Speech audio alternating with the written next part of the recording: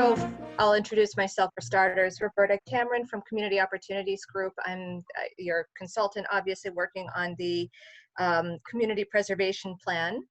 And so I'd like to start off with Elizabeth. You can give me an introduction. Okay, I'm not sure. Just generally, like, what brings you here this evening? What are the different hats that you wear in the community, if any? Or are you just a resident? Are you a member of boards and commissions and so forth? Yeah, I've been a resident of town for over 20 years, and I recently joined the Affordable Housing Trust. Okay.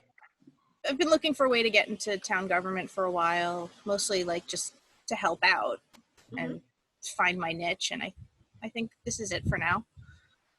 Great. Thank you. John. I'm a relative newcomer. I am 27-year resident. So, but I am the chairman of community preservation, member of historic district, historical commission, and the library planning and building committee. And I've just had a tangential interest and understanding of affordable housing along the way. So the more I learn, the better. Great. And let's see who is next on my screen. Dan. Hi, so Roberta, I currently serve as the chair of the Affordable Housing Trust. I'm a lifelong Grafton resident, been here forever. I work in town, I work at the local credit union, and I work in mortgage lending. So I think that's really where, the interest in housing needs started for me. I also serve on the board of the Blackstone Valley Chamber of Commerce. So I've been active in some other groups as well. So yeah, I was asked to join the Affordable Housing Trust by a former member who's also a former selectman, John Carlson, back in 2014 or so. And they kind of sought me out because they needed someone from Grafton. They wanted to have someone from the mortgage industry sort of representing on the trust. And initially when I came on, it was a lot about 40B. It was all about sort of overcoming 40B, which, is a significant economic anchor for the town. But as we get on, as I got more involved, you start to see really you start digging into the numbers, you see the need. You see where there's a lot of folks living at or near the poverty level. That kind of goes right under the radar here in town. The Grafton's changed a lot since I was a kid. It's a lot more affluent, but there's this need. Younger people who I've been working with to try to help them stay in town or get mortgages here just couldn't stay. And I think Elizabeth is representative of this community in a lot of ways. Where I was lucky enough to get in here, and it was like sort of the gates were closing pretty quick. So it's really tough for younger folks, and if they grew up here, they have to leave. And if somebody comes in here to work, could be in town government, could be for any of our businesses in town. Usually they have to drive from 2 or 3 towns away to get here. So it's overall, there's this workforce impact. There's just this whole altruistic need for affordable housing. And it does impact the whole town, even people who don't necessarily, don't qualify or don't think it's of interest to them.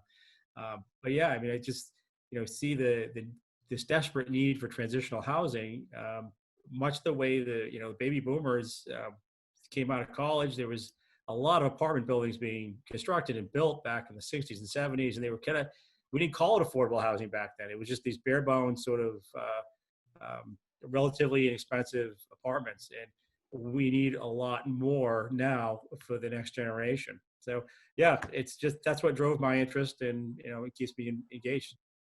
Great, thank you so much.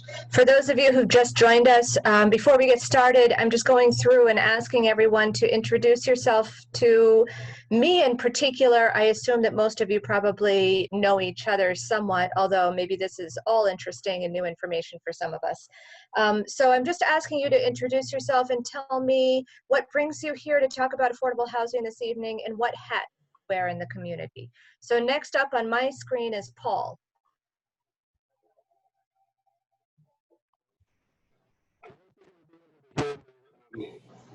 I have some issues. It just died. So I'm talking to my computer, and that's been tough before.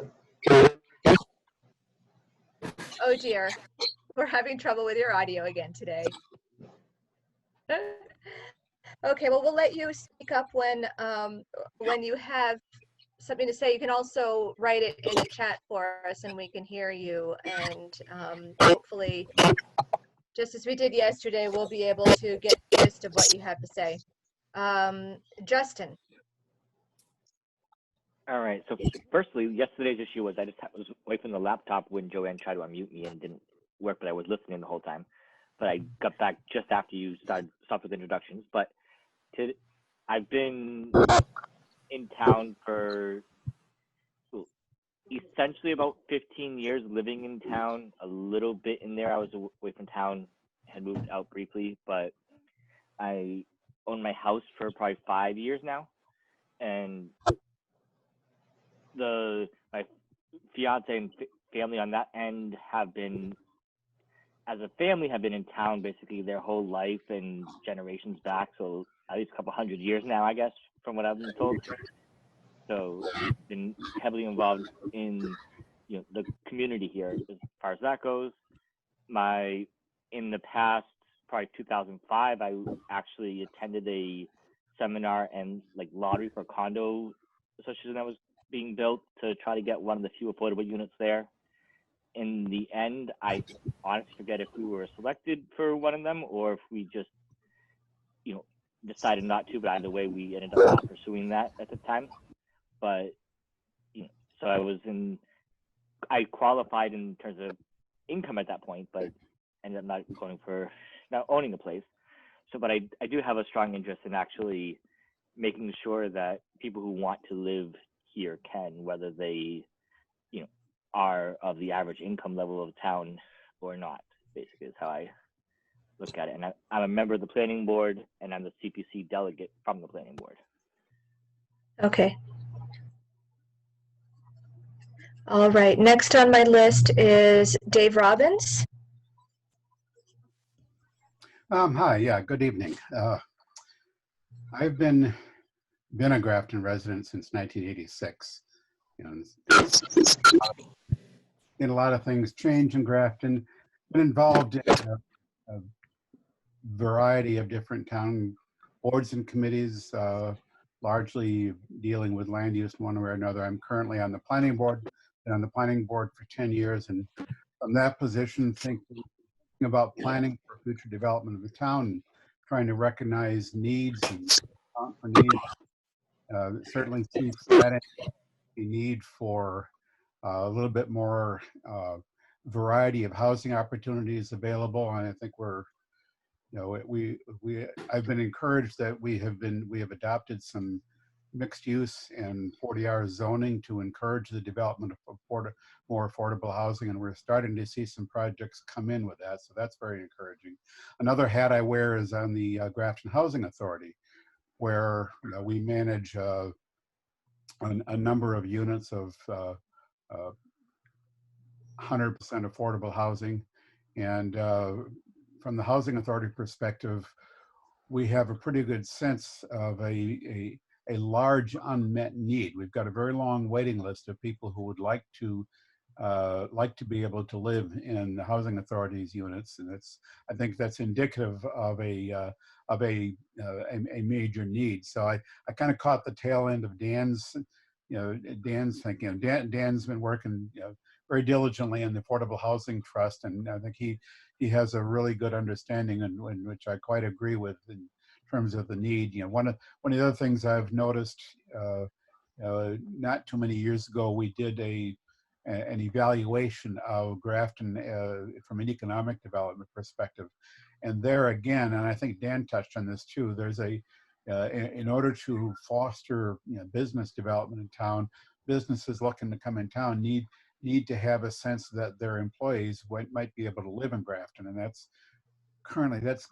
one of the obstacles that Grafton has with respect to economic development, is the lack of the kind of housing that many potential employees of potential businesses might need. So I see from a number of different perspectives a need for more affordable housing in Grafton. I can also appreciate from my experience on various boards that it's a challenge, and certain Dan can speak to this even more than I have. They've been grappling with it, but it's a big challenge. But it's something that we really need to, from as many angles as we can in Grafton, we need to try to step up and meet that challenge, to meet the very real need that's out there. Yeah. Thank you. Brooke, you can tell us again your what brings you here this evening and the hats that you're wearing in the community. I'm a newly appointed member to the CPC. That's what brings me. I guess that's my hat. I would probably agree with, I came in a little late, but I agree with all the stuff that's been said so far. I think, the town needs some sort of workforce housing or housing for middle-class residents. So we tend to lose a lot of the people who grow up here or become employed here, that they have to move out of town. And I think it's incumbent on all of us, if we can, to have some sort of housing available to those people who want to stay in town and participate in town. So that's why I think affordable housing is important. But obviously, I'm here on the affordable housing because today's the day, and I'm on the CPA. So Yes. oh, Thank you. I just lost my laptop. Not that anybody could see that. But thank you. Thank you. Kristen. Let's see, I have lived in Grafton about 17 years, and I have family members that have been here for 50. So we hear their perspective as well. I am the chairman of the Recreation Commission. I previously sat on the CPC in years past. We had kind of handed that over to Gina Delon for a while, and now it's back to me. So I was recently appointed a few months back. I also sat on the Open Space Committee when they were putting together the open space plan that we, just received. And I took a position in the planning department for the town of Westboro in this past year. So I have, a professional as well as a personal interest in understanding affordable housing and how it works and what we can do about it. So that is my interest. Great, thank you. Margaret?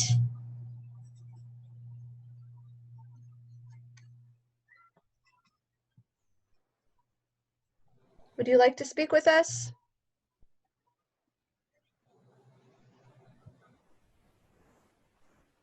Joanne? I am a town employee. I'm the assistant to the select board, and part of those responsibilities include being the admin assistant for the Community Preservation Committee. I've lived in Grafton for about 21 years now, and when we first moved here, I joined the Recreation Commission because I wanted to be involved in the community. And from there, I was on the representative on CPC.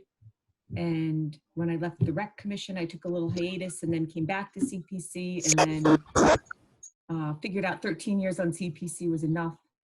And I left to pursue some other things, and then ended up back working with them. I'm like the bad penny for them, I guess. Thank you. Joanne Rosolia? I am just interested in listening. Thank you. Okay. Thank you very much. Okay. Well, just as we did yesterday, I am going to give a brief presentation. Did you want to try again, Paul, or? Turn off my video. I didn't know if that would help. No, that's not working any better. You had headphones on before. You looked like you had earbuds in or something, and it was working then. Ran out of juice. Well, Joanne, if you would be so kind as to enable the screen sharing. I will begin a presentation. I know that several of you have actually seen this presentation and been through it once or twice already, so bear with me. I'll try to, I'd like to catch people up to date on things who may not be as familiar with CPA and with these issues as you have been.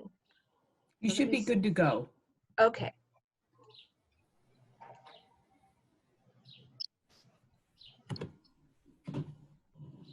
Let's see if it allows me to. There we go. Okay. So, oh, I told it to clear these answers. So I'm going to stop for a moment. I'm going to see if I can. Well, you know what? We'll just go with you. With these are yesterday we did this presentation and we went through a poll to invite people to answer some questions. And you can see the results from yesterday's poll, but we'll make it cumulative. If you answered yesterday, you can skip today, and then we'll get some fresh answers on top of that. And so what we're looking for is to have a way to keep track of how well the participants in this forum represent the community in a few different ways. So if you haven't done this before, you can respond to this poll with your phone by texting to the number 22333 COG Inc. 311. And then once you've done that once, it will invite you, you'll be able to participate in the poll, and then you just text the number that you would like to, the letter that you'd like to enter. Let us know if anybody's having trouble with that. We have a few more poll questions. Oh.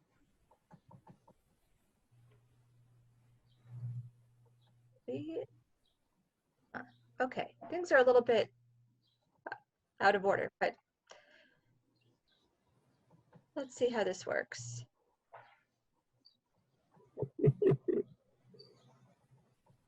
I think that I was kidding.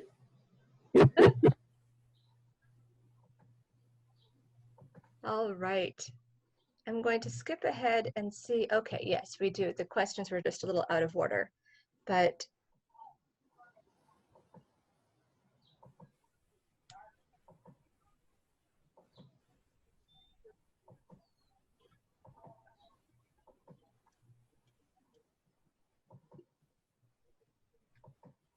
and one more question to kind of get the feeling of your experience with housing.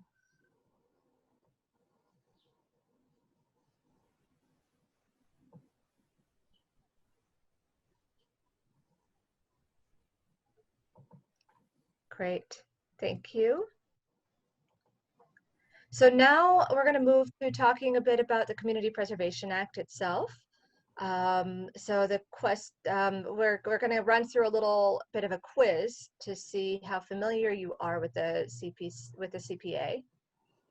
And first we'll see how familiar you think you are, and then we'll test your knowledge and see if you really do know it all. All right, so the first question, when did Grafton adopt CPA?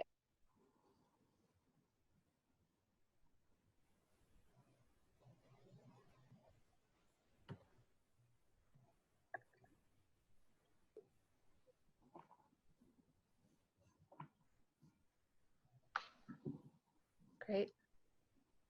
And so the answer to that question, some of you were correct, some of you were off by a year. So I'll just run through the history of CPA in Grafton. The Community Preservation Act, Mass General Law, Chapter 44B, was passed by the state legislature in 2000. And Grafton was one of the first communities to adopt CPA, which you adopted at the fall town meeting in 2001. So in 2002, the surcharge went into effect and you passed your local bylaw, which established the Community Preservation Committee that determines how the funds are going to be used. So the committee was actually appointed in 2003, and that was also the year that you funded your first CPA projects. And then the first community preservation plan was prepared in 2004. That plan is in response to one of the duties of the Community Preservation Committee is to identify community needs and priorities that will guide its use, the community's use of Community Preservation Act funds. So this plan that we are preparing right now in 2020 is the first update that the community has made to its CPA plan since 2004. So that's what we are here to do today. So just to see, most people know this, but I wasn't sure if everyone would. So how much do you actually place a surcharge on your local property taxes? 1.5% is correct. You also elected at the same time some exemptions. The first $100,000 of property value for every property is automatically exempt. Persons who have, households who have incomes of less than 80% of area median income can apply annually for an exemption. And the average surcharge on a single family house then is about $79,000 this year. The funds that you raise locally are partially matched from the state's Community Preservation Act fund. In 2019, the state match was at 23.9%. The state last year did take measures to increase the permanent stream of revenue that goes into its Community Preservation Trust Fund. On the other hand, the COVID-19 crisis will likely impact the amount of revenue that's raised. So it's kind of anyone's guess what the match is going to look like going forward. A little bit more about how you decide to use the funds. The Community Preservation Committee consists of 9 members, 5 of whom are statutory members. It says in the state's legislation that 1 member needs to come from each of these different boards and commissions in order to ensure that there's coordination among all the different interest groups who the program areas of CPA serve. And 4 at-large appointees who are appointed by the select board. So the role of the Community Preservation Committee, as I mentioned, is to evaluate community needs and priorities and to recommend projects through a grant application process. And any projects that are recommended by the committee must be approved by town meeting. So the parameters of how you spend the money are also defined in Chapter 44B. So there are 3 program areas. Open space and recreation used to be treated differently, but now they're really one program area combined.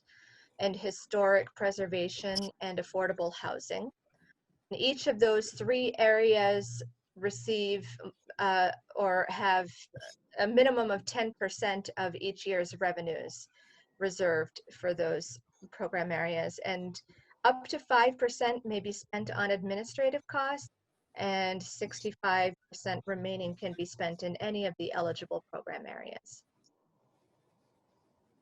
An overview of your funding history. In total, the town since 2001, 2002, when you began generating revenue, has raised approximately $8 million altogether. That includes both your local revenue and the state matching funds.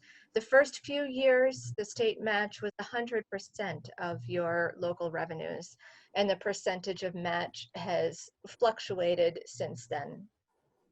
As more communities have joined, have adopted CPA, and the state's funds are distributed more broadly.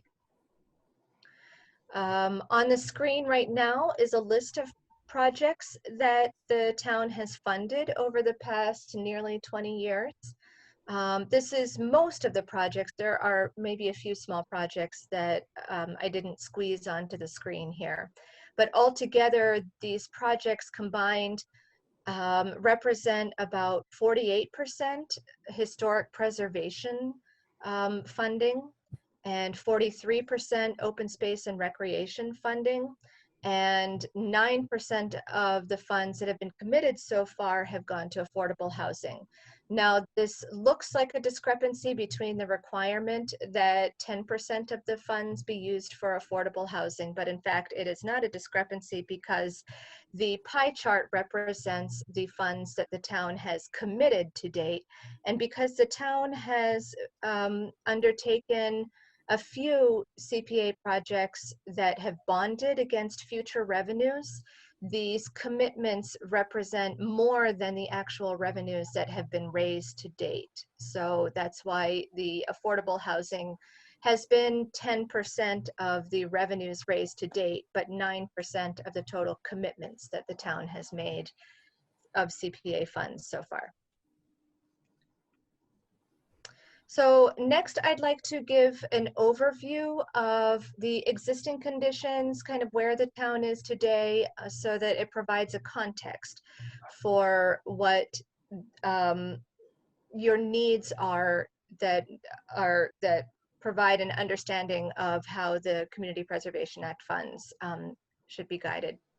So beginning with a demographic profile, you can see the chart shows the growth in population from 1950 until today, and then in light blue it shows the projected growth in population over the next 20 years, with the red dot representing the most recent estimate of your population.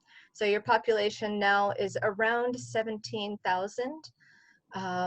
And the population grew somewhat rapidly over the later decades of the 20th century and from 2000 to 2010, and then has slowed from 2010 onward.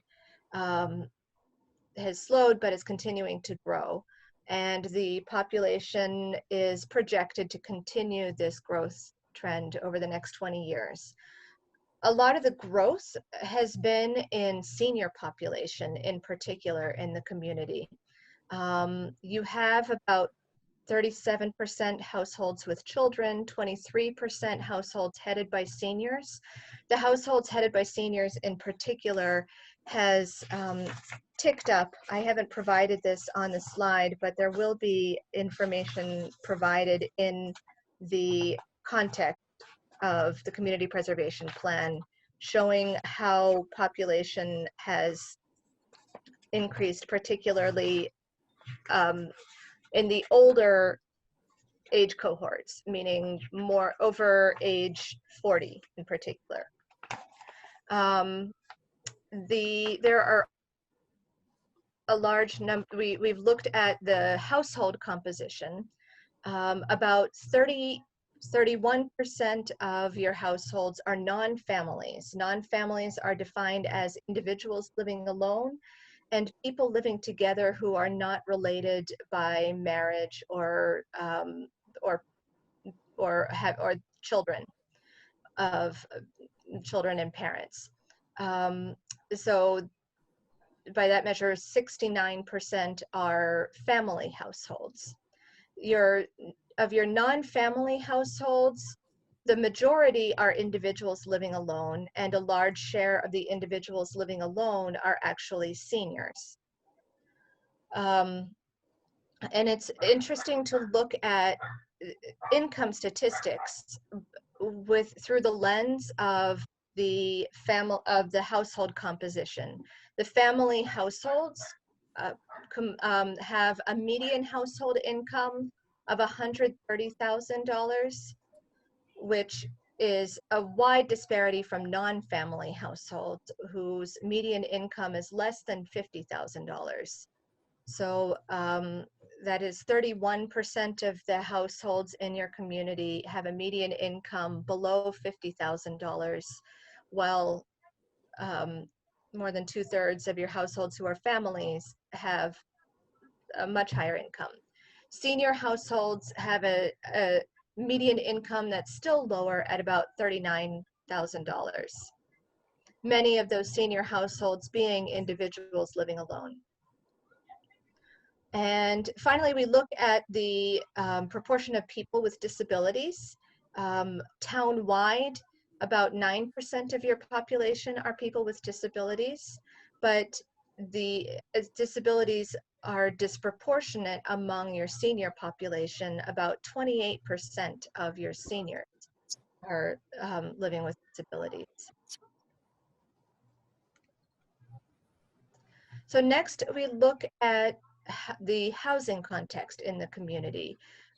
This slide represents not affordable housing, but just your general housing town-wide. The 3 pie charts across the top provide a snapshot of what your housing looks like. On the left, about 2/3 of your housing are over about 62% of your housing are detached single-family homes. And that is predominantly the largest share of your housing, but you also have a large share of non-single family homes in the community. 26% are described as townhouse or 2 to 4 family structures. And 12% of your housing units are in multifamily structures with 5 units or more. In the second pie chart, we show that about 24%, so about 33%, about 1/3 of your housing units have 1 or 2 bedrooms. And about the remainder, about 40% have 3 bedrooms, and the remainder, 28%, have 4 bedrooms or more.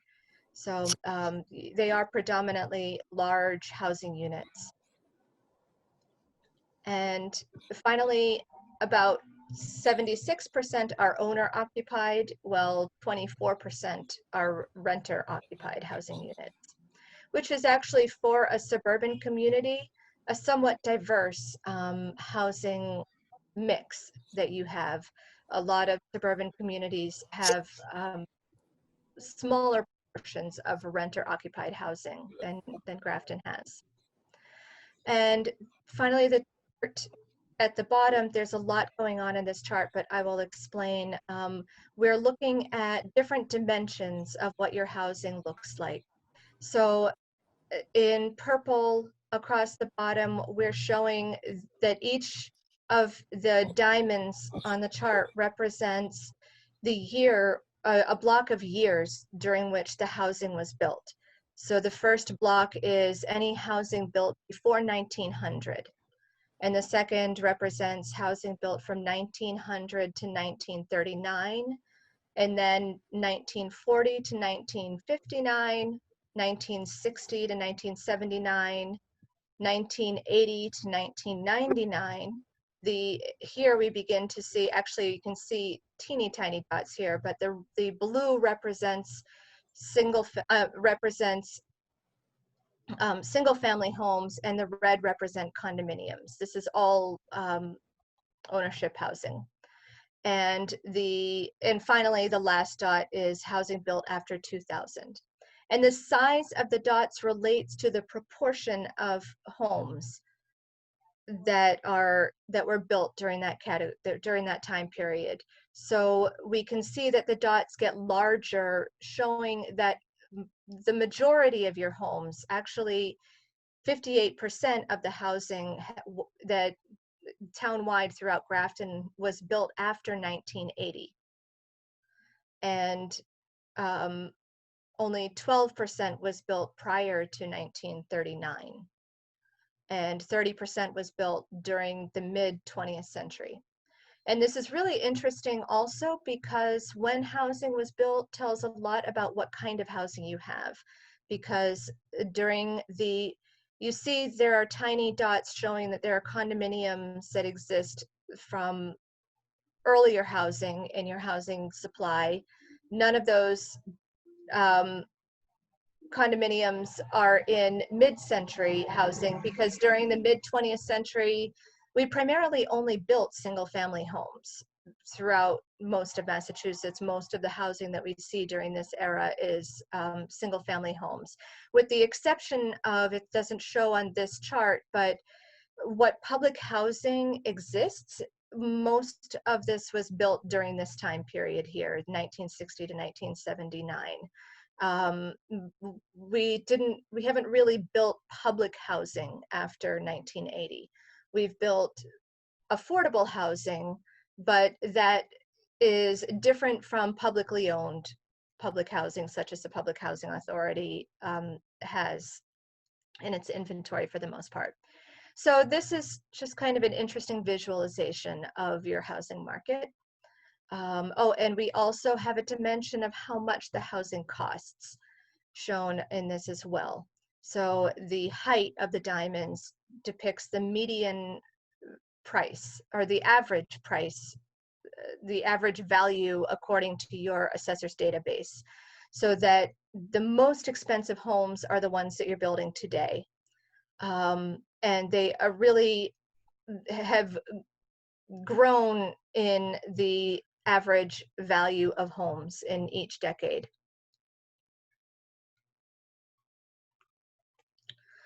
So now I'd like to look at the housing picture from the perspective of affordable housing.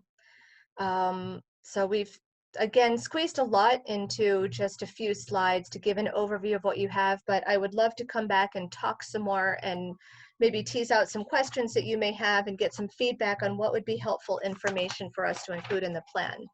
So just a brief overview, your subsidized housing inventory consists of right now 379 units, which is 5.29% of your year-round housing units according to the 2010 census. And as you know, your goal is to reach a minimum of 10% of your housing units being eligible to be included on the subsidized housing inventory. So of the subsidized housing inventory that you have today, 170 units belong to the Housing Authority. In addition to that, you have Green Acres, which is a private nonprofit that has 48 units of senior housing that's similar to Housing Authority housing. There are 46 units that are counted as units that are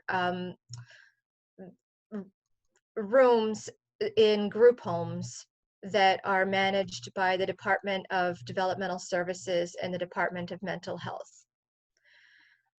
So in addition to that, you have mixed income developments that contribute 113 units of affordable housing. Most of those came through prior 40B developments. Most of those are home ownership units. And you have 2 local initiative units. So that subsidized housing inventory, just looking at the populations that it serves. Right now you have 242 units of rentals for senior and disabled population, and 22 units of rentals for families that belong to your housing authority, and 115 home ownership units. That includes the mixed income developments and local initiative units. So those 115 home ownership units, most of which having been developed under Chapter 40B, only because they're home ownership units, only the affordable units themselves count toward your subsidized housing inventory. So that means that the developments in which they're located actually have 4 times that many housing units that were built as part of those developments. So that's the subsidized housing inventory. That's the affordable housing that you have today. Your housing production plan that was prepared a couple of years ago also identifies several hundred units of potential housing, affordable housing that's in the pipeline for development, based on the Chapter 40R zoning districts that you adopted, and some other developments that may or may not come to fruition over the next 5 years. So we also look at your local organizational capacity. That includes the Affordable Housing Trust and the Housing Authority and town staff, in particular the Planning Department, Council on Aging, and some other departments such as the Assessor and the Veterans Agent, who are able to administer some programs that help to address the housing needs or lower the housing costs of some Grafton residents. And you also have some regional nonprofit partners working in the community. These are partners who were identified in the prior housing production plan. I have not actually made contact with Southern Middlesex Opportunity Council, although I have had some email exchange with RCAP Solutions and Habitat for Humanity. And I understand that you currently have a proposal in front of you from NOAA, neighborhood of, I know that somebody knows what NOAA stands for, Neighborhood of Affordable Housing. So they may also be a potential partner to add to this list. So I think I'm just gonna take a peek ahead. Yeah, I think I'd like to stop actually here right now and talk about, or ask for some feedback from all of you about what we've just shown in terms of your existing assets and inventory and housing context, and see if you would suggest what you'd like to see.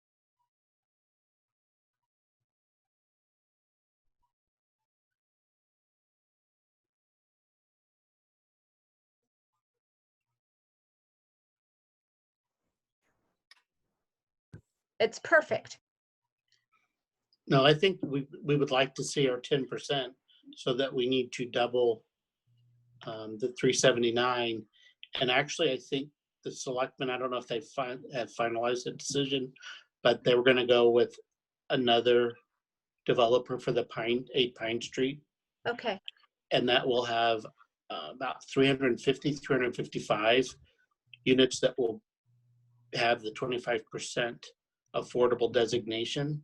So we will get much closer to the 10% if they indeed pick that in and it is built. Okay. Yeah, that one's a little bit, it's uncertain at this point, but it's promising if it comes through. I would note that when the census gets done with its work this year, the 2020 census, our numbers will change. The 5.29%, as you mentioned, Roberta, is based on the 2010 census, and yes, quite a few additional units have been built since 2010. So what the 2010 census will do is it will raise the bar for us. Yeah. But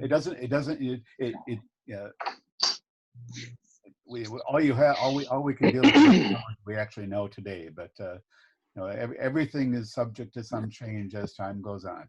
Yeah. Your housing, I'm sorry. Yeah, I would. Can I ask a question? Sure.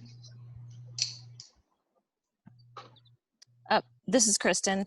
I just was wondering, as part of our SHI numbers right now, is that inventory in perpetuity the way it's written, or are any of those things phasing out where we have to make up with new housing going forward? And is that part of the way we run going forward, that any developer that gives us affordable housing, that it will remain that forever? So all of your rental housing, to my knowledge, is in perpetuity. but the home ownership is technically in perpetuity. However, there can be issues with the resale of units and units being lost from the housing inventory due to the need for extraordinary repairs on units as they turn over from from an affordable homeowner to the next buyer, and sometimes the difficulty of finding a qualified buyer in a period of time. So it is something that where you have a very large inventory of affordable homeownership units, it's something that I think that the town will need to consistently keep an eye on those units and track them to ensure that they don't end up being lost from the inventory. I can speak to that a little bit too. Is part Sure. of the core mission on the trust. We're typically notified when a property that's deed restricted goes up for sale, and we authorize the town to exercise the right of first refusal to kind of maintain those. But it is a concern. We can't lose any if there's when houses go up for sale, if there's outdated deeds, that sort of thing. There's a couple ways that something could kind of slip through the cracks. But that's a great question. In perpetuity is the key here in the conversations that were had with the developers that John mentioned. There was I was part of the committee that evaluated both of the final two selections. NOAA was one of them, and they were outstanding. We made the decision to go with the other developer, principally because they were bringing a higher capacity of rental units. We were going to get the 25%. A few years back, we met with a lot of stakeholders, some who are here today, and that was sort of the direction we wanted to get, was 25% owner occupancy. Affordability, obviously, try to get to maximize the number of the SHI by including all of them. The developer we went with also had a lot of other sort of decent affordability components to it, and they didn't require any money from the Affordable Housing Trust. But I will say this, because you mentioned NOAA, I think they have a really affordable housing, and I think they're someone we want to work with again, and I think we'll see them again, definitely. Great. Yeah, so I'll add them to the list of potential of partners. Can I just make one comment about what Dan was just saying? I think it's good with the SHI number and getting to 10%.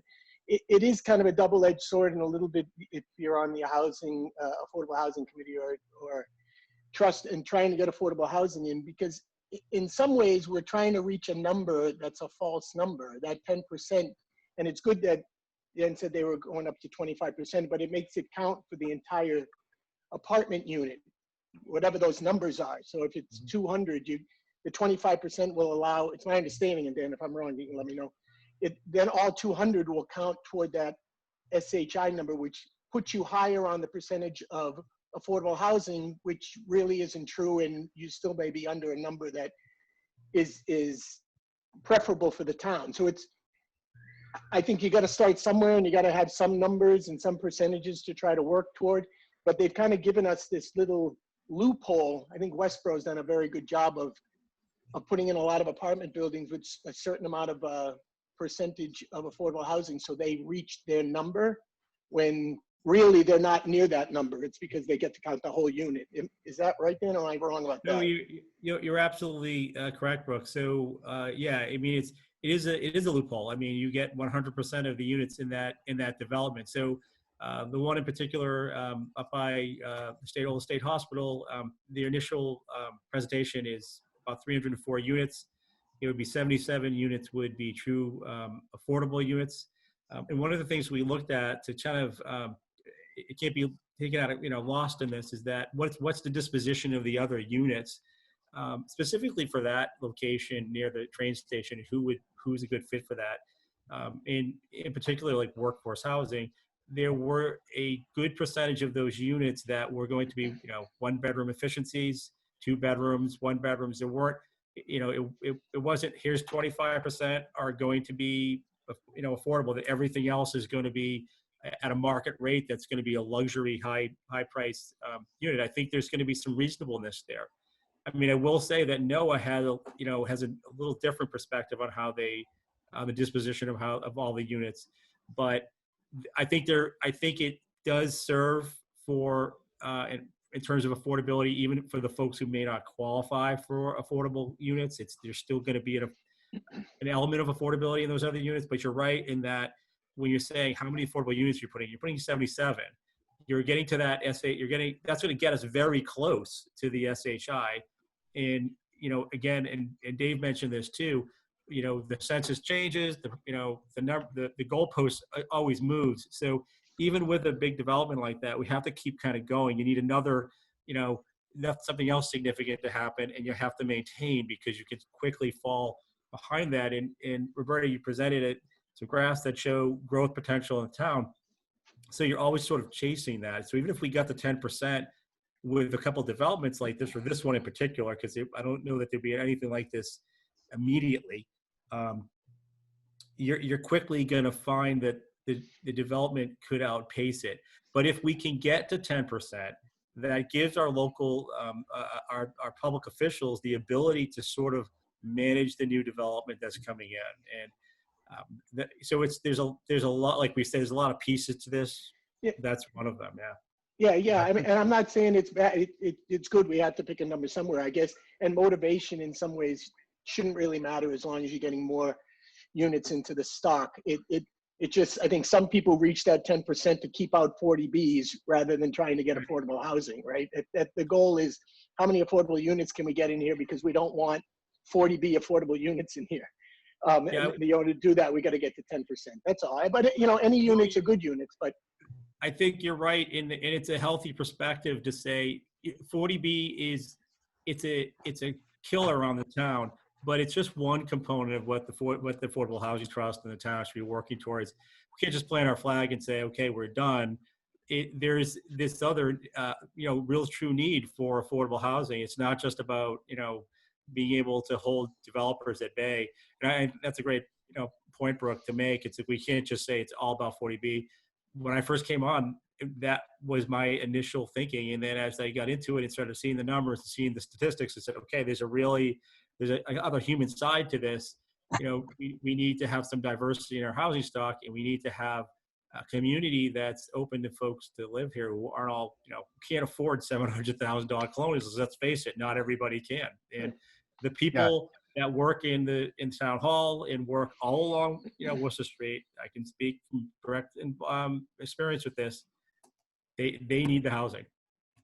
Yeah, I would emphasize that point that I'm not as interested in meeting that 10% number as I am interested in providing the housing that people who would like to live in Grafton need. And some of that housing will be subsidized for people with particularly low incomes. But in addition, you need a substantial amount of housing that it doesn't have to be subsidized, but it has to meet the needs for smaller couples, for the one and two bedroom apartment type. There's a whole area of need there that's in between the folks that need the subsidized housing and the folks that can afford the $700,000 homes. There's a need in between that we have to pay attention to, and so I, for one, don't. I have to agree. I think both of you made that point. Focusing on the 10% goal is kind of missing the boat. Right. One thing that I'd also like to raise, I have on the screen the income guidelines, the low and moderate income definitions. So CPA can fund housing up to 100% of area median income. 80 to 100% is considered to be moderate income. Below 80%, which is eligible for the subsidized housing inventory, is low. That's low income. And consider that in the slide where we showed the demographic profile of the community, the median income for senior households, and that's your fastest growing population, are seniors. The median income for senior households was $40,000. And the low income definition for a one-person household is $53,000.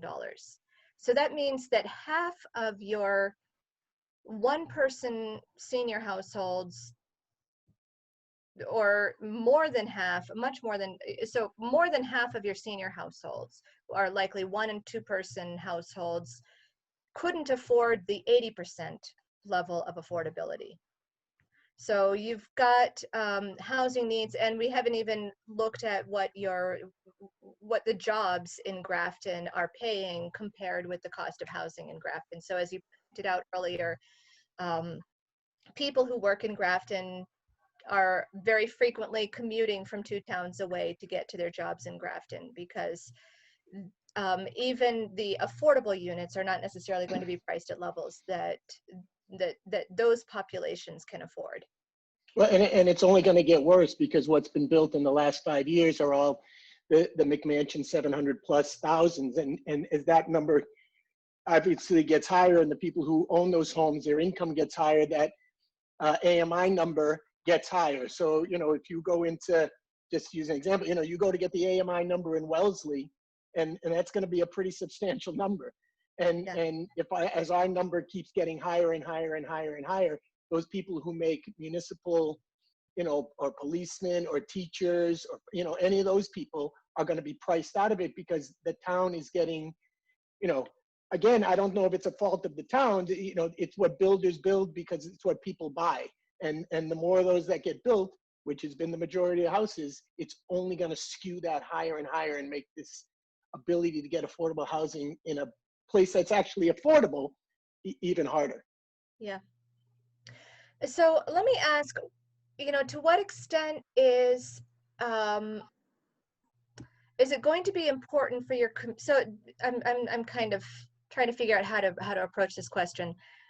So you have recently prepared in 2017 and 2018 a housing production plan and a housing trust action plan, both of which include a lot of housing market data, affordability data.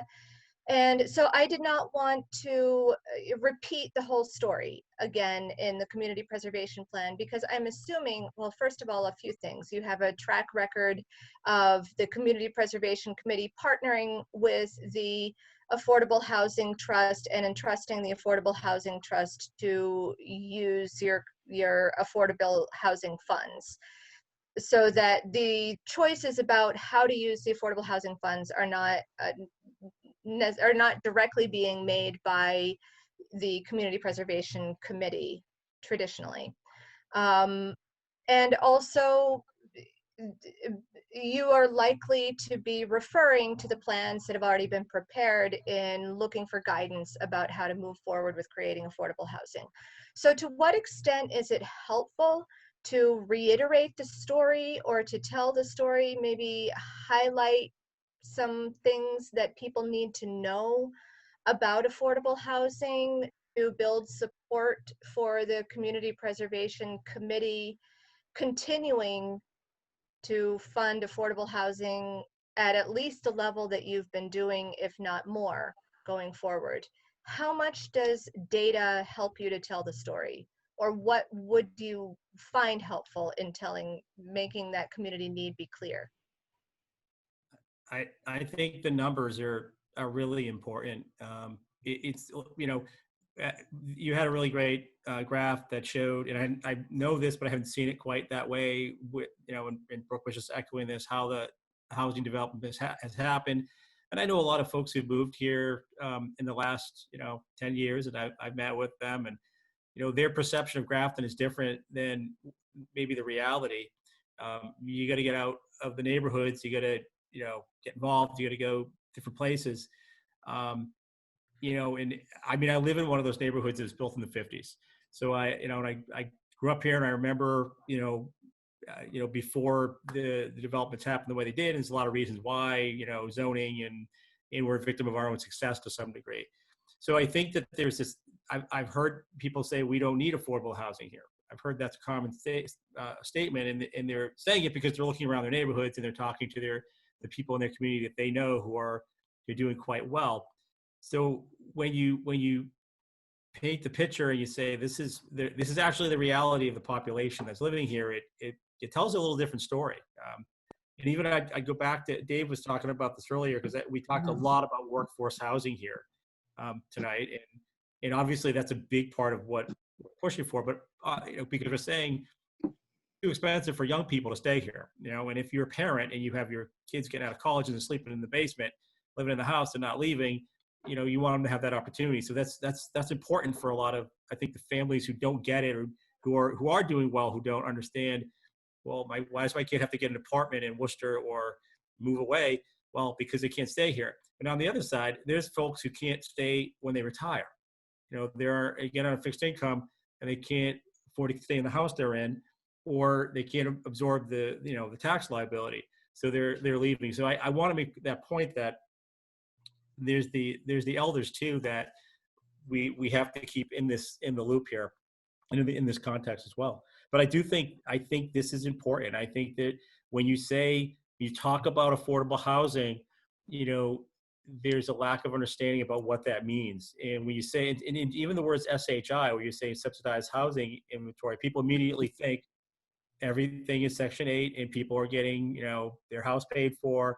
They don't understand that it's a deed restricted property, or it's a unit in an apartment where the rent is kept at a certain level. But, generally speaking, these scattered, the first time the homes and scattered developments and the homes, it's a smaller house. It looks the same from the outside, but you walk around with a tape measure, it's a little different. And it's hard for people to understand that. They don't know what that means. And there's a little bit of fear about that. And I would just say, probably prejudice. There's no other way to kind of put it. They assume that there's, people are going to be coming in who aren't, like them. I don't know.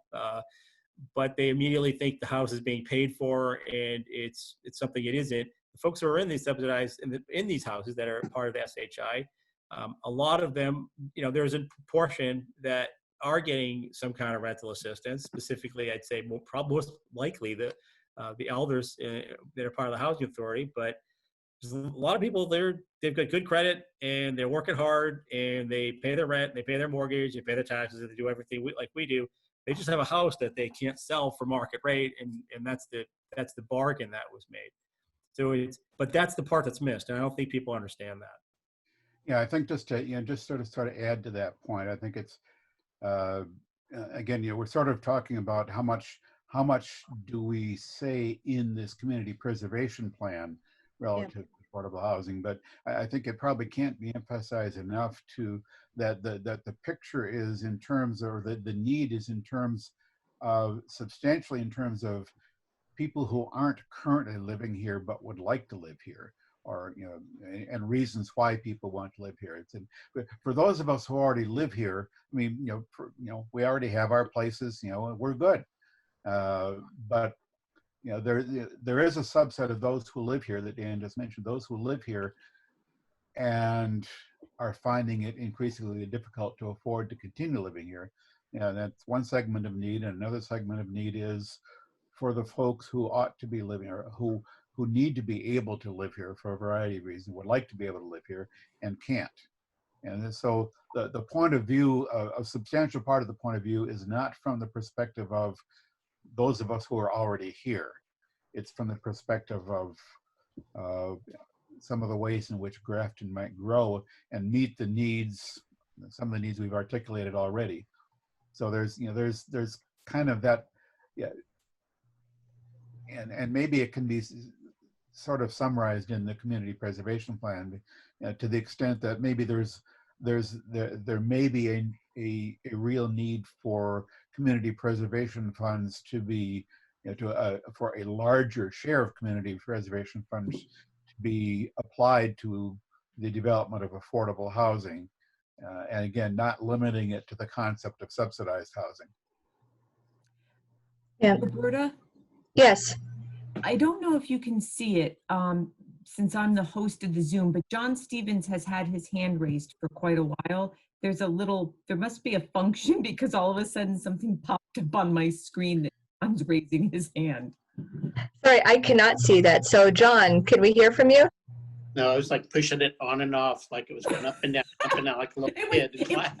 It was like a neon sign coming at me. Is Grafton turns over its reserve each year to the Affordable Housing Trust. Is this the norm? Do most cities and towns that have CPA do this? There's a wide variety. There are many towns who have trusts but no CPA, who have CPA but no housing trusts, so they don't necessarily go together. And of the towns that have housing trusts, some of them require the housing trust to actually apply each year as if it was a project, and they are, considered along with every other applicant, so that the Affordable Housing Committee holds on to the housing reserve until such a time as the housing trust makes a request for a project. Some communities work that way. Grafton it's actually, what you're doing is considered to be a best practice because it enables your Affordable Housing Trust to be able to project its revenue going forward with some assurance that you're going to continue giving the minimum 10% for the Affordable Housing Trust to use. So it enables the Affordable Housing Trust to be able to plan proactively for how it can utilize the CPA funds. I think what we did, the purpose was to make the funds accessible immediately. Otherwise, they have to wait 6 months for the next town meeting, and sometimes you miss an opportunity. If you're trying to keep a unit affordable and you've got a 90-day deadline, unless you have a special town meeting, it doesn't happen. Yeah. Another question that I had is in terms of percentage of each project type, are most towns heavily skewed towards historic preservation and open space and have, like we do at this point, a lower percentage for affordable housing? Does it, and I'm sure it depends on the town or the city, but is that what you're finding? Yes, and I would say that don't feel too badly about that. There's a really solid reason for why we see a lot more communities putting a lot more funds in historic preservation and open space and recreation. And that is because it's really hard to do affordable housing for small communities. There are some great examples of projects that smaller communities have been able to accomplish with their housing trusts and with community preservation funds, but the challenges are real. And so because it takes a lot more infrastructure, more capacity, and more funding really to be able to make a meaningful impact in affordable housing. It's not as easy as being able to rehabilitate a park or renovate a part of a historic building, which, it doesn't take nearly as much planning and collaboration to get those projects off the ground. So affordable housing projects tend to be lumpy. Nothing will happen for a long time, and then a huge chunk of funds will go to an affordable housing project. That's something that I've seen in a lot of communities. There are some communities who are dedicating a larger share of their funds to affordable housing by design. One of the most well-known is Cambridge, that puts the maximum amount that they're allowed into affordable housing. They always have. They were also one of the early adopter communities. And I believe that they've been putting 80% of their CPA funds into affordable housing since the beginning. And some of the other larger communities do more with affordable housing, more than the minimum 10%, because they have the infrastructure, the capacity, the partnerships in place that enable them to be able to use the funds more regularly.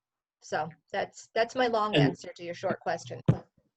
The proposal by NOAA for 8 Pine Street did have a requirement that there would be participation using Affordable Housing Trust funds, which to me And the Historical Commission actually voted for that because it was going to preserve 2 of the buildings, make it more of a neighborhood type setting rather than a huge 300 plus apartment complex. But I think, the town really wants to get this rolling. No, it was going to take much longer. There was concern of, what if it doesn't happen, or if they've had problems renovating the buildings. But I think that's where our money is going to actually be able to make a big impact, is if there's another NOAA type project that is going to provide affordable housing, but needs a large participation by us, and we can afford 700,000. We can't afford a $40 million project, which will provide the 300 units. Yeah. I have a follow-up question, if I may, to Sure. kind of go along with what you were saying, John. Do you see towns dedicating money toward either their affordable housing trust or directly toward rental assistance as a common thing? And especially, have you seen any data yet about any changes this year in particular? Is kind of what I was going to go with that as well. Yeah, that's a great question. So prior to this year, there was precedent. There were communities who did it, but not a lot. But suddenly this year, the need for emergency rental assistance just mushroomed. And many communities are using trust funds and CPA funds and funding from other sources as well to address the need for emergency rental assistance. One important thing to note is that those communities who do are generally partnering with partner organizations to administer those funds. It's not something that a town can manage on their own. So, working with a partner organization, it could be, so I believe, I understand, this is something that I myself am looking to learn more about and don't have the answers yet. But the state is creating an emergency rental assistance program that will be statewide to most communities who are not CDBG entitlement communities. That's a technicality that doesn't apply to you. So you would be within the communities who would be part of the statewide rental assistance program that will be administered through CAP agencies. So, or not through CAP agencies, through the agencies who administer the RAFT programs currently. And I believe that that's RCAP in your area, is your RAFT administering entity. So it might actually be beneficial to find out more whether they are actually working with DHCD, the Department of Housing and Community Development, to utilize the state funding pool to assist Grafton residents, and whether maybe Grafton could have the potential to expand the funds available, or maybe meet a slightly different need than what is eligible for that funding program. Okay. Yeah, I do want to acknowledge that I caught at least part of the affordable housing meeting from the other night. So far, I haven't finished it yet, but I want to acknowledge that Dan was talking about at that meeting in particular, looking a little bit more into that. And I believe, and Dan can expand on this or correct me, but I believe I heard you say that you're hoping to be able to have a vote on a partner for us by your next meeting. If that's what I thought I heard right. Yeah, our town planners, I kind of challenged them to come back with 2 to 3 agencies that we could make a decision on. Again, this is something totally new. We want to move on it, and that was the number one thing we figured out early on. I mean, we were at the forum. I'm sure some of the folks here were too, with CHAPA and MHP. And for a short-term rental assistance program, you need an outside agency. I spoke to this at the select board meeting and last night to say, look, we're volunteers, and in terms of fairness and transparency, and there are people who know how to do this. They know how to do it right.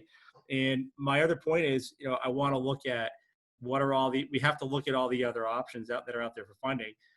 We've talked a lot about using the trust CPA money, and then, we can go back to the CPA, but it's like, that's all our CPA money. So, parallel to that, I've asked Chris to look at if he needs help to what we can find out about Raft and others, because if there's state money out there, I want to take that first. And what Raft does is, if in particular, it's directed towards people who are at 50% AMI or 30% AMI. There's a couple, it's run through DHCD. So you want to kind of exhaust those opportunities first before we hit our CPA money. That's my feeling. I'm sure that'll make everyone here happy to hear that too. I think it's important because it's already there. I looked at the town of Westboro. Actually, I've looked at some of the area towns to see what they're doing, and Westboro actually, on their COVID-19 response on their website, when they say rental assistance, it's very specific. It's Raft. There's nothing else in general about other forms of rental assistance. That's what it's. So that's important and it's good, and we should do that. But we should also, there's going to be people who don't qualify for Raft or might not work out for. So that's, I think, there's a lot of exploring that we're doing right now. Yeah. Just in turn, one of the things to consider is the organizations that you might work with. Nobody should be inventing the wheel. If they are already doing programs like this, they know how to do it. They have the structure in place to be able to receive and process the applications and to work with the residents to be able to channel the funding. So the organization that's administering Raft, may be able to expand who they can offer the funding to by using CPA funds. And I believe that NOAA, as you mentioned before, they're administering the City of Boston's emergency rental housing assistance. And I'm not sure if they're also working with some other communities as well. But, looking at organizations who are already doing this in other communities in the region, and see if you can work with them to be able to apply the same rules. So I don't know, as we've been talking, we've kind of been covering a lot of the points that I wanted to bring up in the discussion of the community needs and opportunities. So we've been talking just now about short-term rental assistance, which is sort of, there are two kinds of housing assistance that CPA could be providing: creating permanent affordable housing and providing assistance to households to enable them to be able to afford their housing. And that's where short-term rental assistance comes into play. So that does not necessarily, the short-term rental assistance doesn't necessarily have to be this emergency related to the COVID-19 crisis.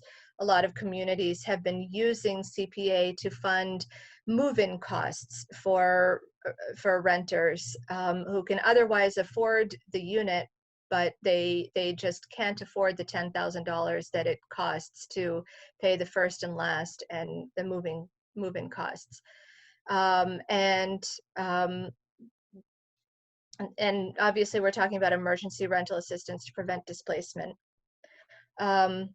Then the other side of the coin is creating permanent affordable housing. So we've talked already about different ways that you're looking at doing that through supporting new development, adaptive reuse of historic structures, rehabilitation and conversion of existing structures to create affordable units, and purchase of long-term deed restrictions to support first-time home buyers. Those two things could actually look very similar in practice. A great example of a community that's doing this, I never want to mention urban communities when I'm working in a suburban community because it just scares people to hear the name of an urban community thrown out, but I'm going to bring it up. The city of Somerville has a program that they fund with CPA that is 100 homes. So they're looking for homes throughout the community that they can convert. So existing homes in the community, they have a goal of purchasing 100 of these over time. and converting them to affordable units, putting the resources into them that's needed for historic preservation, for rehabilitation, and to purchase long-term deed restrictions to enable low-income or qualifying home buyers to use those units. So maybe you can tell me a little bit more about the initiatives that you are looking at doing that you see as priorities for potentially funding with CPA over the next 5 years.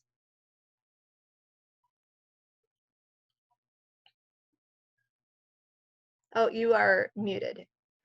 I think you did cover some of them, and there are things in our action plan that need to come back. We need to come back to. Some of it is, we talked about down payment assistance, but I've since found that Mass Housing has a really good down payment assistance program for low to moderate income. We have tried to, we just talked about identifying properties in a community and converting them. That's really tough here because the market's so good for Grafton. If the property comes up, it's tough to get your hands on it because a developer will come or someone can pick it up. But we do try to stay in touch with the town regarding tax takings or things like that, or properties that have been foreclosed on that we could potentially purchase and renovate. So that's sort of in the periphery of what we're kind of looking for. But I think right now, the rental assistance is short term, but just kind of working with the developers, as we said, with the large scale developments, we've talked for years about acquiring town-owned land as well for the development of affordable housing. And again, that's tough. It's not easy. Again, Grafton has the land is at a premium here. But there may be some opportunities that comes up with relatively soon, and that would be, if that does happen, there could be a significant project that we would need to move on. Can't think of anything else. I think that's a lot of what's kind of consumed us the last 6 to 8 months. Okay. Dan, if you were to get town-owned land and you could do a project, you would have to have a developer or a partner to be able to do that, right? Oh yeah, we would have to go out. We'd have to put an RFP out for that. Absolutely. So would it be like an 8 Pine Street where you're going to say, here's a parcel that you can build 3 houses or whatever, what can you do, and then you sell it to them, and then it's deed restricted, or that it is affordable? Yeah. I think what's happening with Pine Street that's interesting is the town's learning to do this, and there's a blueprint that's being developed there to be able to handle that. So we could drive the RFP, but we would work with town resource to make sure it happens. And there would obviously be an affordability component. Now, if we were to do that, it may be something that's 100% affordable. We don't know. It's the business side of getting a developer to come in, and what are they willing to do, because what are they giving up to build affordable housing. So if we own the property, we own the land, we're a little bit more in the driver's seat. Yeah.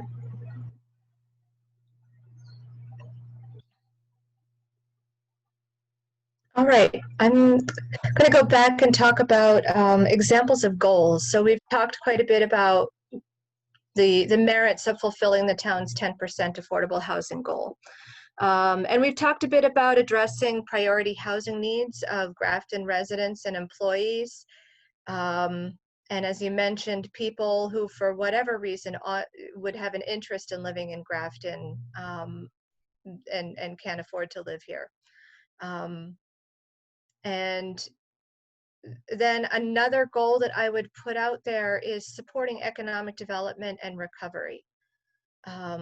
Assuming that looking forward over the next 5 years, we're going to be feeling the pain of what we're going through right now for some time to come. And how can affordable housing initiatives help the community to be able to weather this crisis? So I've thrown out some ideas of types of strategies that the town might be looking at to to address some of these goals. So this is somewhat repetitive, but I'm just thinking about the same things through different lenses here. So addressing the town's priority housing needs includes looking for the priority housing needs that have been identified in your prior planning for affordable housing include affordable rental housing of all kinds, assistance for first-time home buyers, and handicapped accessibility and supportive services for your growing population of seniors who are disproportionately have disabilities.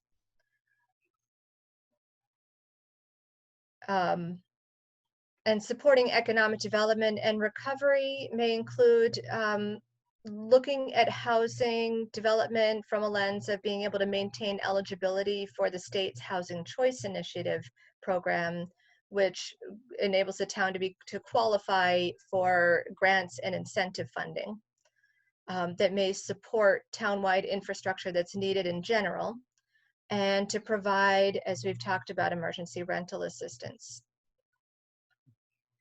So are there goals that ought to be reflected on this list, or a degree of priority that you feel is where you'd really like to focus? I think for me, this list largely covers a lot of ground.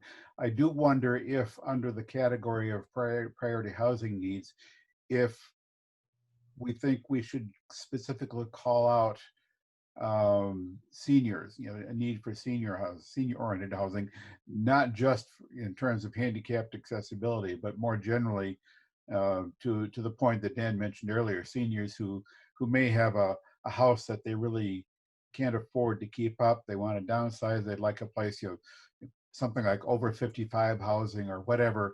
I don't exactly know how to describe it because there's a lot of different ways to look at it, but would we identify that as a priority housing need for Grafton? Okay, I mean, it sort of falls under the umbrella of a need for affordable rental housing of all kinds, but it does probably help to, I mean, there are some seniors who are looking to downsize into condos, and affordable condos would also help to meet that need. So calling out that specific demographic. Yeah, I think calling it out may help folks to relate to the need and understand what we need. And yes, certainly affordable rental housing includes that, but Yeah. possibly if we can get into a little bit more detail about the types of families and folks who potentially would need this sort of housing. Yeah, we found that we've been successful when we've talked about workforce housing, and we've talked about sort of things Dave's talking about for senior housing, 55 and older. It kind of lends some vision to who we're talking about in the need. And I think the workforce housing is a big part of economic development and recovery. Yeah. Is there, I'm thinking there's a development down off of Providence Road. Smithfield, is that 55 and over? Or am I dreaming? Do we have any 55 and over? To my knowledge, we don't have any housing that's specifically 55 and over. Okay. It may be. Isn't the one on South Grafton across from the corner there near the Bill Yeoman's house? Yes, that's over 55. That's over It is? 55. Okay, that's what I thought. Okay. Not that negates everything we're talking about. I thought we But had I don't one. think it's inexpensive. I think it's pretty. It's not affordable. Okay. Yeah, it's pricey. Okay. Yeah, there's more than one kind of senior housing. Well, I know, but I think that's important to point out because.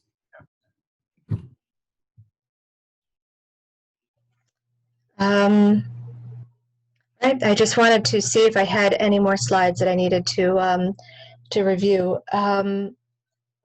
Is there anything that that we'd like to add to the conversation about affordable housing that we haven't covered?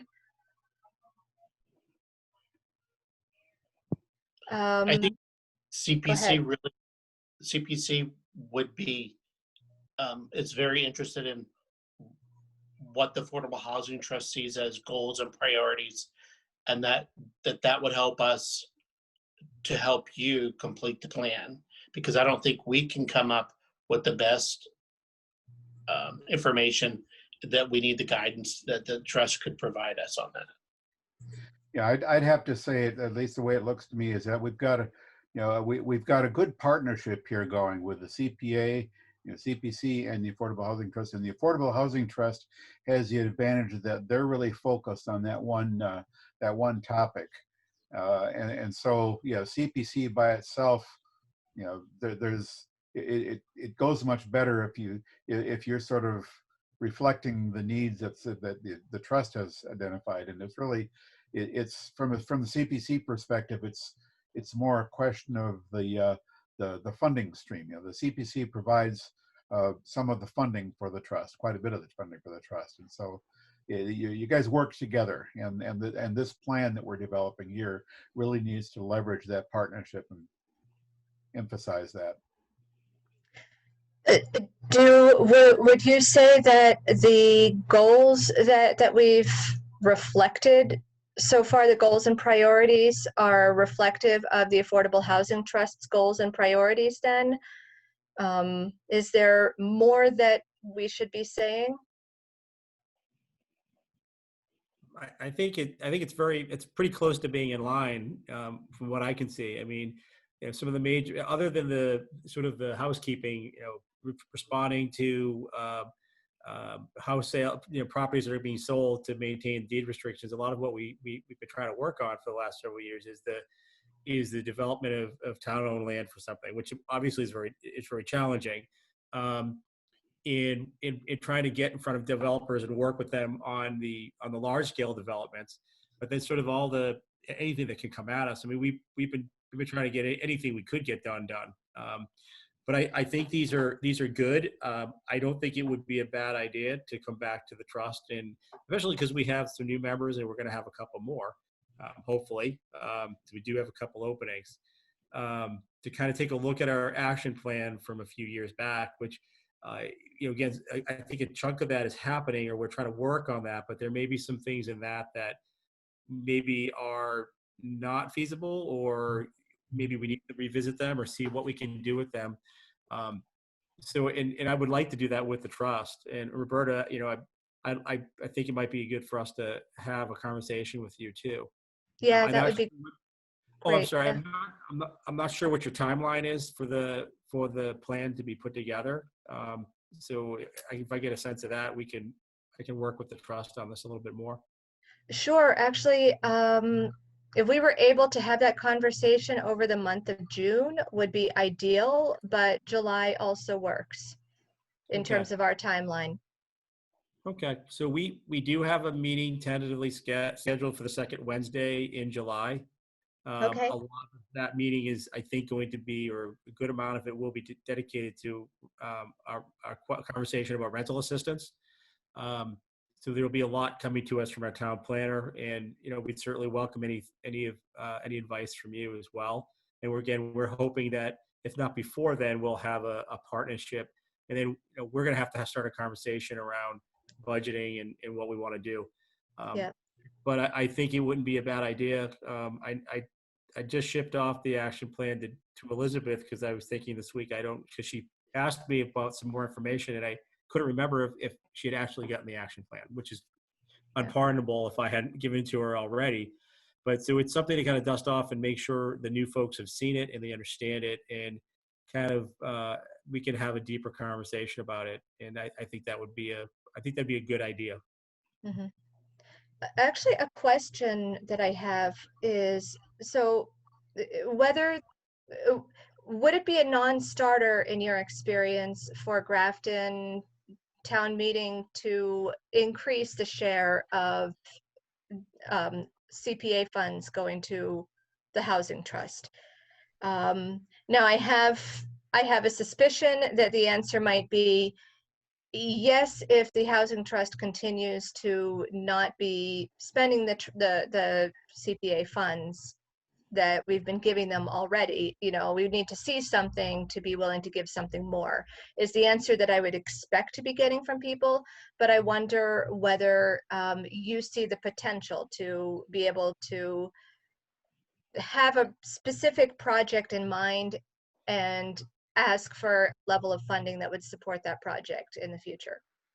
I have strong confidence that if we had a project happening, that we would have the full support of the CPA. If it was a valuable and important project, I think that would work. It is difficult. I've had to go to the CPA and say, you know, I'm here to present my application. What have you done?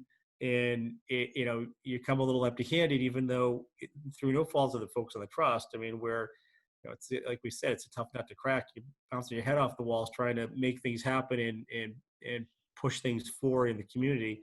But I think if you went to town meeting, you know, next month and said, well, we want to do more, that might be a challenge unless we can say, hey, we have this emergency. We're looking at emergency rental assistance. With the trust is sitting on funds, definitely. That could be a potential, but I think we don't know what the need on that exactly is going to be. My perception is that it could be great. But I think knowing Grafton the way I do, folks are going to say, what have you done? And what exactly is this for? And what does the project look like? And you know, you have to have some structure around that to have that conversation. And I think Elizabeth had a question as well. Yeah, I was just thinking those slides are really informative. Is there a way that we could maybe get copies of those so we can have something to look at? Sure. The slides, I mean, there will be, these graphics are going to be replicated in the final plan, but in the meantime, I can share it with Joanne, who can make it available to you that you could use it in the short term. Is that something that is it packaged in a way that we could put it on the website? I believe so. Is that a doable thing? Yes, it's certainly the existing conditions. I could package all of that in a way that you can put it on the website. It's actually very similar to the plan itself because I made the plan have less text, more visuals, kind of to a bullet point format so that it's easier to digest the information. Trying to anticipate how you're going to use the information to inform you going forward. But what I would probably want to do is edit out the examples of potential goals and priorities and opportunities from the presentations that you would post on your website, because those are really for discussion purposes, and I don't want to leave the public with the idea that the plan was already written before we collected their input. So the purpose, you know, right now for having them in the presentation is to give us some food for thought.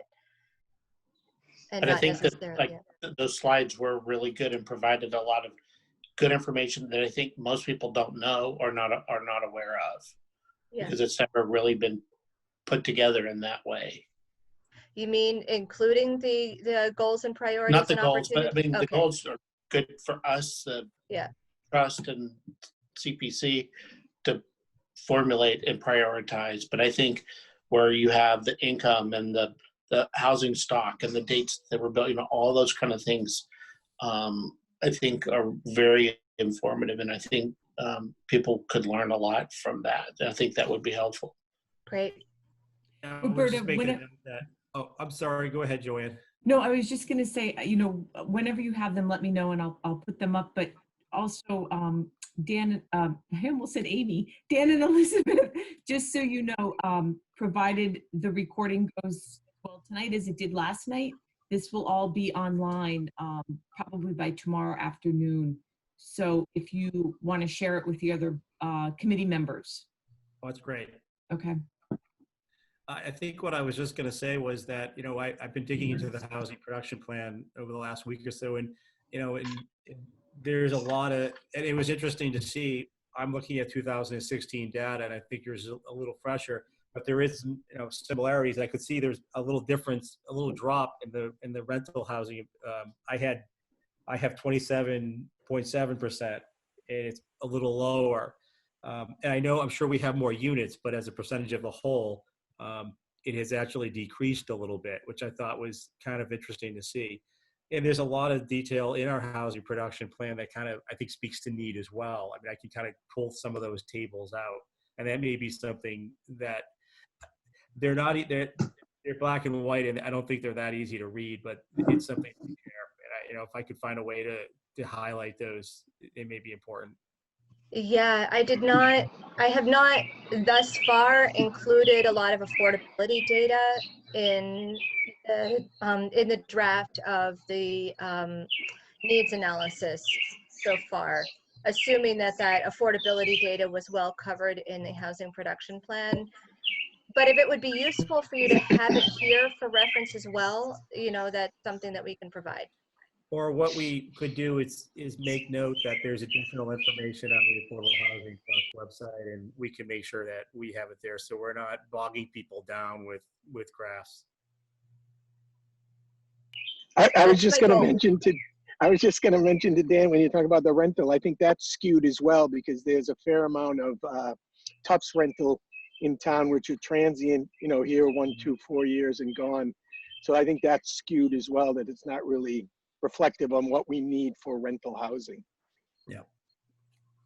Although, Tufts is an important part of your local economy, and short-term housing is a housing need for a community that has a college in it. So I'm all, listen, believe me, I'm all for it. I'm just saying it skews if you say, what do we have for rental housing? We do, but there's not a lot of families living in that rental housing. There's a lot of students as well. So that would be actually an interesting statistic to look up, because I would not be surprised if actually the numbers are different from what you're envisioning. They are for who's living in rental housing in the community and where it's located, because my impression from driving around the community was that I saw a lot of what looked like rental housing in your villages, the North Grafton Industrial Village around the Washington Mill, and in the South Grafton Mill villages. That's where I saw the bulk of rental housing that I saw in the community when I was driving around. I didn't see a lot of rental housing in the vicinity of Tufts, but maybe people are living elsewhere in the community and commuting to Tufts. I don't know. I think Tufts is looking for the 8 Pine Street for a lot of their students. This is going to be a great asset for that campus, because it's going to have access to the train, so that if they don't have cars, they're going to have retail. So I think that's the Tufts community is very interested in this being a successful project. Yeah, Elizabeth wanted to say something, but I wanted to say something to John after she finishes. I was just going to say that there's just like, there are some tough students that share houses in my neighborhood. Yep. That's the same thing I was going to say, that there's a lot of houses, single-family houses that are single-family houses that have 4 or 5 Tufts students in them. And John, the people I've talked to at Tufts in the administration have no intention or care about where their students live. They make it a point to say they don't want to have anything to do with it. And even based on the numbers that I've seen coming out of whether it's behind Bradish's or what's going to go on Pine Street, if you look at what they're renting in town, it's above that price level. And a lot of the student, it's based on price, and they'll put 2 and 3 and 4 kids into an apartment where that Pine Street is for single, although they're grad students, so there are some singles, but most of them aren't going to be in singles. But so I don't know if that's really going to satisfy the Tufts people as much as people think it is. Full disclosure, I live in Medford, so this is a very familiar conversation to me. And I will say, at least from my anecdotal conversations as well, from people that own properties that they rent out of single family homes or have, rental properties, that it's of many people that do rent in Grafton will exclusively rent to tough students, in part for, from what I've been told, there's a lot of competition there. There's a lot of need of people looking to rent there, so they can pick and choose better tenants easier, and have a better guarantee that they'll get someone by doing so. That's been the anecdotal conversations I've had about that. So my impression is there is more of a need for tough rentals. Yep. Those short-term uses. Yeah, in our community, we have a lot of people who are really strongly advocating for Tufts to be more of a partner in housing their students. It's a huge, huge impact. So I feel that. Was there something that you wanted to say, Paul? No, I'm good. Oh. Can you hear me? Yes. Now we can. I'm back. Now you don't have anything to say. We can hear you just fine. Can I ask a quick question? Sure. This is Kristen. In terms of like polling through the town, do we have any data to understand where the residents prioritize affordable housing in terms of geographically? Do we have any numbers? Like, is that, prioritizing these different types of projects in town? Is that part of like a strategic plan that we might have, or have we identified where it falls on their priority list? So that's kind of a, I think I understand your question. It's kind of a tricky question because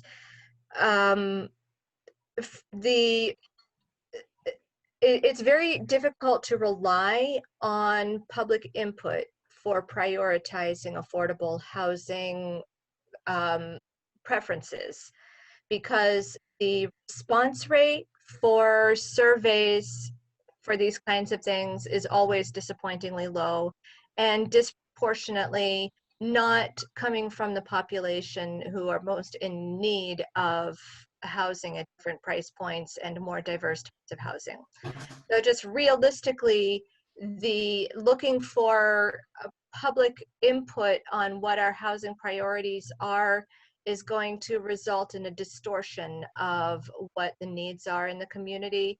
It is important insofar as you need to try to balance the character of the community and what makes Grafton feel like Grafton with what we understand from the data the needs are and the reality of how the housing market works and how affordable housing development actually takes place.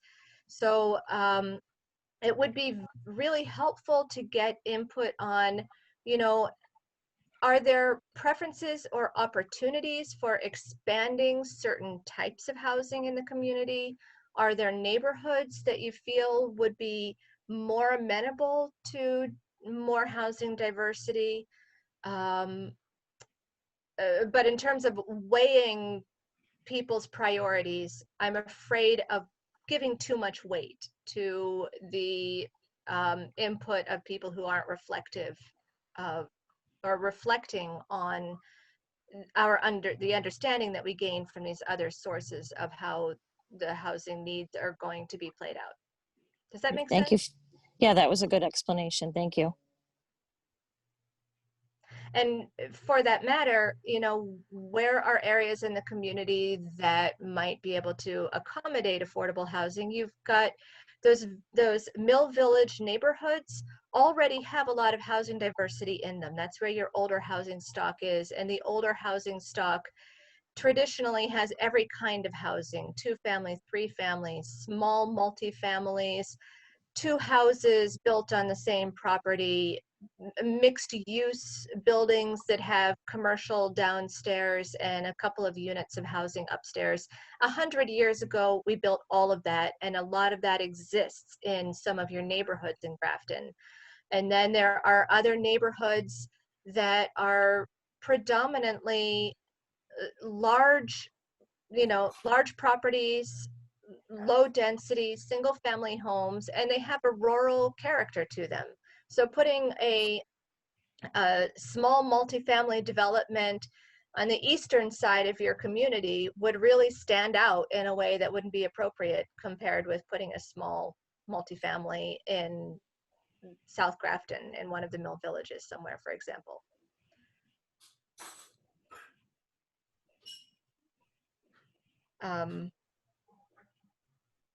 Are there any obvious buildings besides the former hospital buildings that you could imagine being candidates for adaptive reuse or rehabilitation for affordable housing? Sure, there's the Fisherville Mill site in South Grafton is a long-term, it's an old mill that had a huge fire years back, and it would be nice because it would be the opposite end of town of the development we're looking at in North Grafton. So that's been something that's been in the works and discussed for a long time. I actually think that NOAA would be a great candidate for that conversation. Really do. I mean, we were in favor of this other organization, but I was greatly impressed by their conversation around affordability, and there's the potentiality for mixed use, having a large commercial component in the same area, which would be just a win all around for the whole town. But I think that's to me, I mean, anybody else can speak to this. That's the one other area that I would say could be of significant development. I think everybody would want to see it. I don't think anyone in town would not want to see something happen there. Yeah, no, we've been waiting for that. We created a 40R zone around the Fisherville Mill, or where the Fisherville Mill used to be. Right. We created the 40R zone quite a number of years ago for a variety of reasons. Not a lot of progress has been made on the development of that. Although I have heard rumblings over the last few months that kind of pre-COVID-19 that there may be something sort of slowly getting into the works there. So that we still have hope. And one other site, the old Farnhamsville Mill on Depot Street, corner of Depot Street and Providence Road, is another building that would be a candidate for redevelopment. The owner there currently is not at all interested in developing it for housing, but that does remain a future potential. And we're actually looking at some zoning to sort of facilitate redevelopment of that particular mill, because right now it's in a village mixed-use district where a big old factory building doesn't quite fit within the zoning that we currently have in place. So we're working on ways around that. That's a potential for some kind of redevelopment. It's the type of mill building that has frequently been redeveloped into housing. Okay. Great. Well, I'm conscious of the fact that I've kept you for almost 2 hours. I appreciate your time tonight. This has been a really helpful discussion, and I welcome any further comments and input and discussion that we have. I would love to have an opportunity to talk with the Affordable Housing Trust, but understanding that you have a very big item already on your agenda in July, I don't want to take up more of your time than you have the capacity for. So if we need to think about another way to meet and talk, I'd be open to it. I'm hoping to be able to, we will be completing the plan actually by the end of September. So it wouldn't be ideal, but if we had to go into August, it might still be possible to have that discussion. But obviously, we're talking about putting the goals and priorities together now. So, you know, the sooner that we're able to work that in, the more we can incorporate it at the front end of planning and not, you know, have to go back and rewrite what we've been working on. But I think if we can outline what we talked about tonight, we can figure that out. I think it's pretty close to what's in our action plan and what we talk about on a regular basis. Just, I'd like to get the trust consensus and see what else they think. I don't think this would have to go beyond early July. And I would be surprised if you've got anything, if we start thinking about it now, I'd be surprised if you heard anything that was much different that would have to be added. Great. Thank you. And before I go, I just wanted to give another plug for the survey.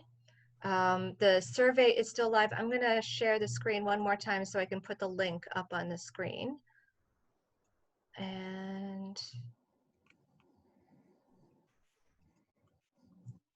there we go. So the survey is going to be live throughout the month of June.